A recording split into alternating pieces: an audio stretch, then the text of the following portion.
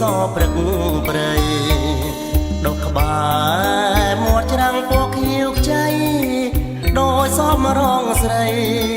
រីងពេលព្រឹកព្រលឹមបាញ់ជើអូនឬតែជីវិតបើពិត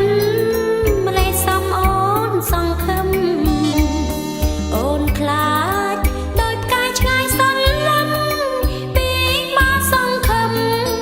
នឹងជឿចិត្តណាថ្លៃបើវាំងចិត្តបានណាពន្លងបងនឹងវះយកដាក់បាតដៃបងហាញឲ្យអូនអសងសាយប្រថ្លៃស្រីជឿចិត្តបងហើយតែអូនខ្លាចស្នេហ៍ប្រែឥតន័យអូនកុំភ័យនឹងបងណាត្រានត្រាអូនស្នេហ៍បងស្និទ្ធឥតលៀងឡើយទេវតាលោកអើយសូមជួយធ្វើសាងសី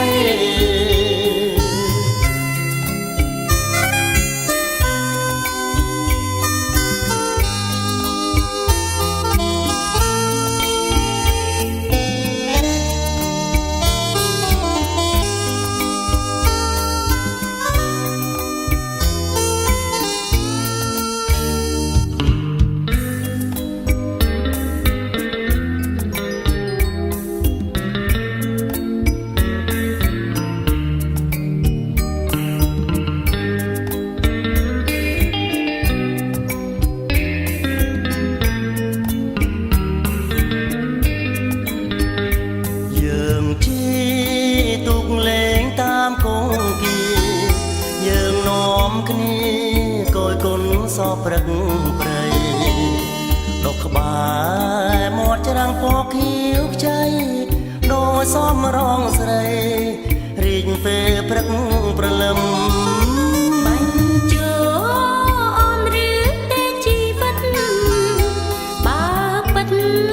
ម្លេះសំអូនសង្ឃឹមអូនខ្លាចដោយផ្កាយឆ្ងាយសន្លឹមពីមកសង្ឃឹមនឹងជឿចិត្តណាថ្លៃបើវាំងចិត្តបានណាប្រឡងបងនឹងវះយកដាក់បាតដៃបងហាយឲ្យអូនអសងសាយប្រថ្លៃស្រីជឿចិត្តបងហើយតែអូនខ្លាចស្នេហ៍ប្រែឥតន័យអូនកុំភ័យនឹងបងណាត្រានត្រាអូនស្នេហ៍បងស្និទ្ធអត់លៀងឡើយ